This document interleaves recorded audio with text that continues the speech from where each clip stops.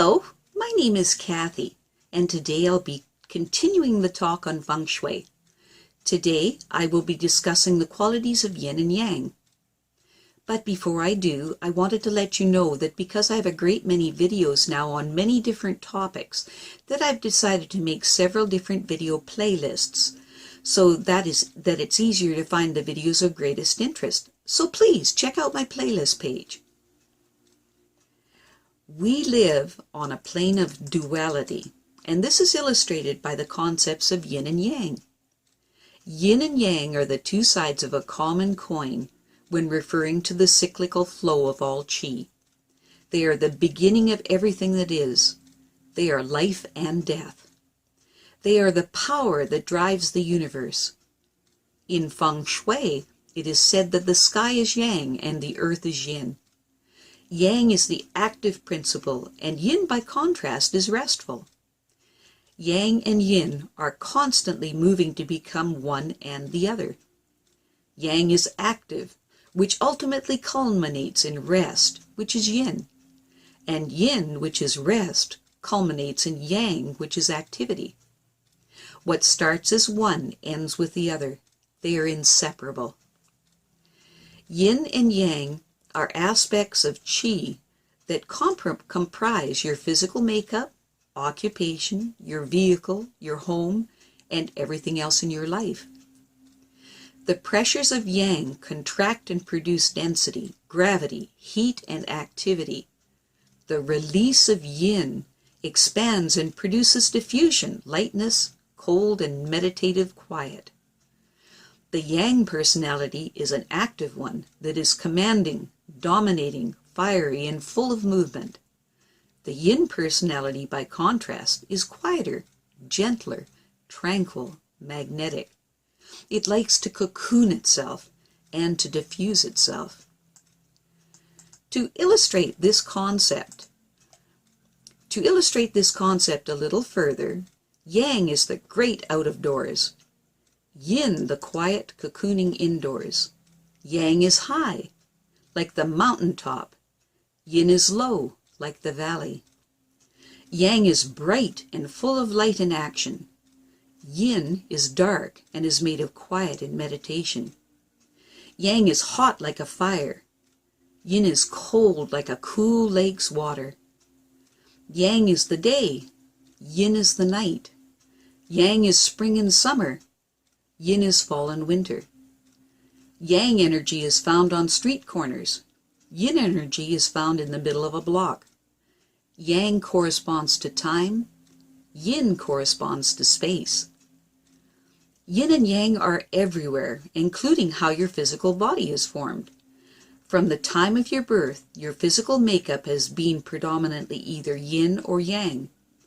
No one is ever completely one or the other, but rather we are a composite of them both. However, you will find that you will be predominantly one or the other, and it is important now to discover which of these two you predominantly are.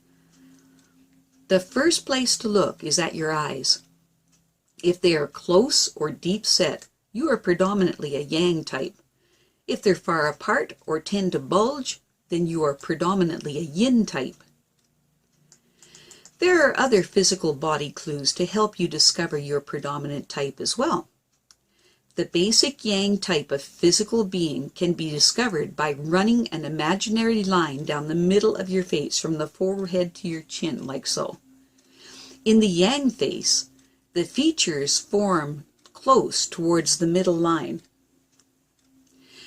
You will find the eyes are close together, deep set and narrow. The eyebrows will tend to slant toward the bridge of the nose. The nose tends to be small, possibly flatter. The cheekbones are strong and pronounced, and the lower jaw tends to be large and square. The mouth is small, and the lips are thin, and the facial wrinkles seem more vertical than horizontal. The basic yang body type originated under harsher conditions. Think weather-beaten. They occur under extreme climates, mountain regions, and very cold environments. The basic yin type of physical body, by contrast, is one where the facial features seem to develop farther from the imaginary line down the middle of the face from the forehead to the chin. You may find a cleft running down the center part of the face that produces two distinct lobes in the forehead, maybe a cleft at the tip of the nose, parted front teeth, and a cleft in the chin. The eyes are wide apart and may protrude. The eyebrows slant away from the center of the face. The nose tends to be long or large and often protrudes. The cheekbones are not pronounced, and the lower jaw is not pronounced. Think a little bit of the man in the moon facial type. The mouth is large and the lips are full, and the wrinkles of the skin seem to be more horizontal than vertical.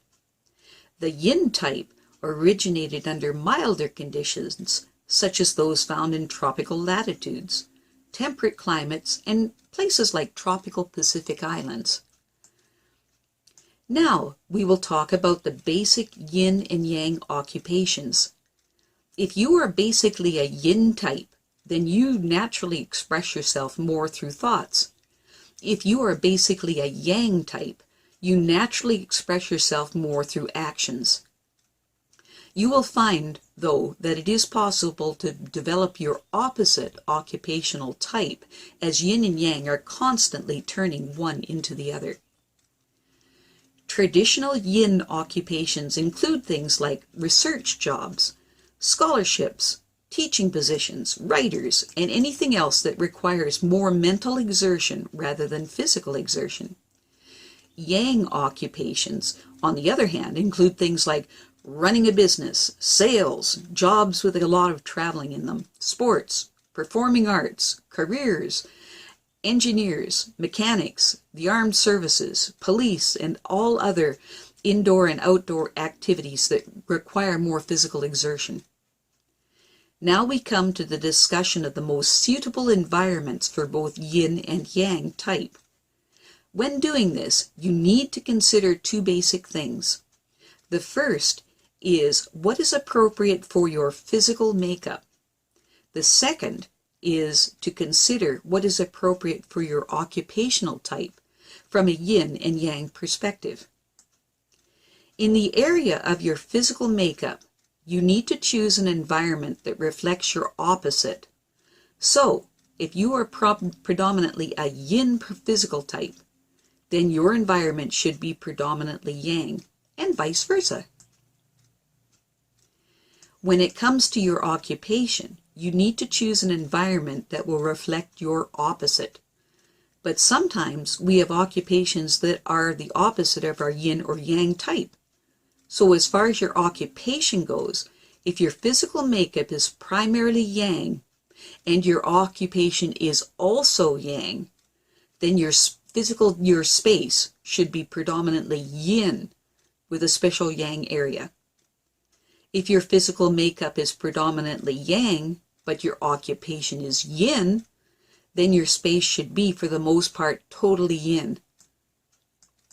If your physical makeup is predominantly Yin, and your occupation is also Yin, then your space should be predominantly Yang with a special Yin area. If your physical makeup is predominantly Yin, but your occupation is Yang, then your space should be, for the most part, Yang, totally Yang. As you can see, it's all about balance of the Yin and the Yang. So what is a Yin or Yang environment like? Well, a Yang environment is warm, active colors and lighting. A Yin environment, by contrast, has cool, restful colors and lighting.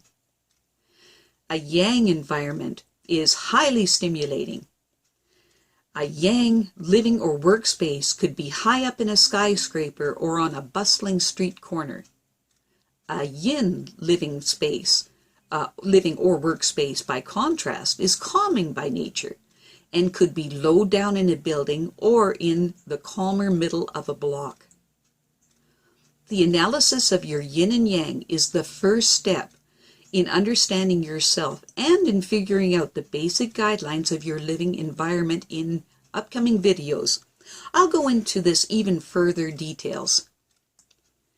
Now, I have a great many videos now on many different topics, so I've decided to make several different video playlists so that it's easier to find the videos of greatest interest. So please check out my playlist page. Well, that's it for now. To stay up to date with my latest videos, make sure to subscribe to this free YouTube channel by clicking the red subscribe button right below this video. Take care.